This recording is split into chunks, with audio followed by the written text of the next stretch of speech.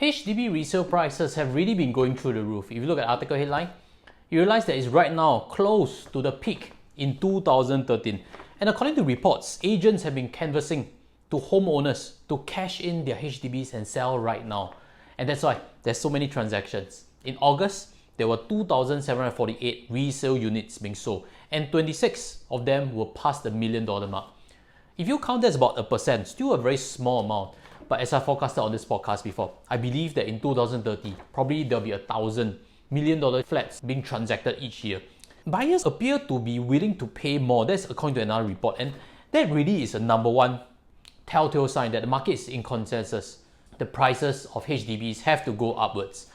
And right now, a lot of them are paying COV, cash over valuation. And previously when I bought my HDB flat back 10 years ago, at that point of time, people would get their valuation done up first and then start negotiating on COV only. But that method has been scrapped. Government now wants us to do the valuation after the transaction.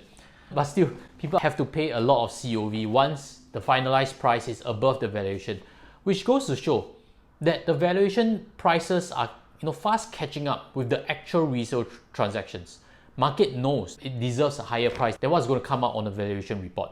And you want to know the reason why HDB resale flats have been climbing? There's only one reason, and you probably already know.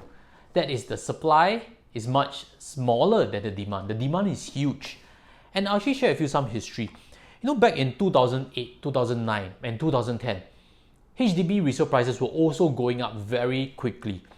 And one of the key reasons was because there was, of course, a lot of population growth. There was, of course, much smaller pipeline in BTOs. And that's why former Minister, Mr. Khaw Boon Wan, when he stepped into Ministry of National Development, MND, he actually ramped up the BTO development. That was one of his key initiatives, and it did indeed bring on more supply into the market.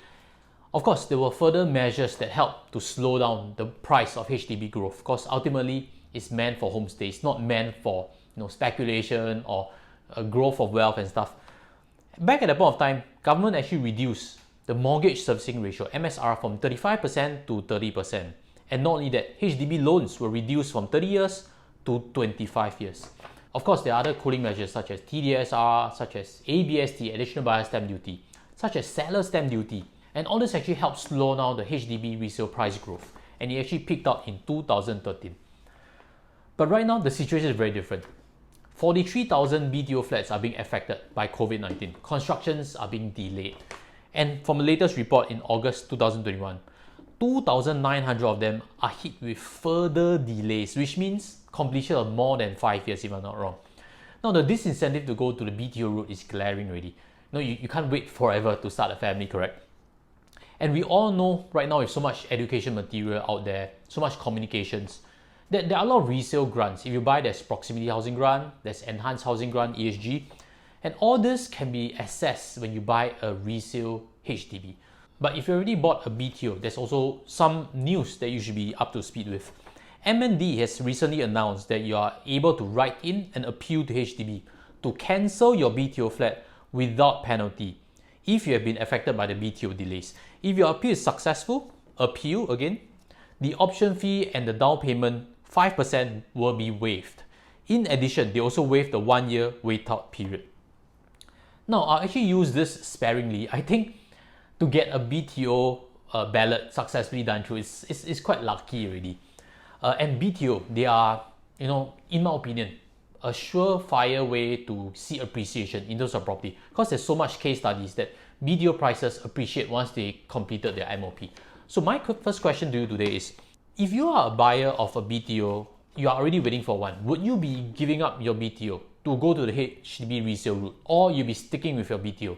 Leave them in the comment sections. I'll be keen to hear your point of view also. Now, in my opinion right now, there's really no incentive for government to clamp down on resale price hike.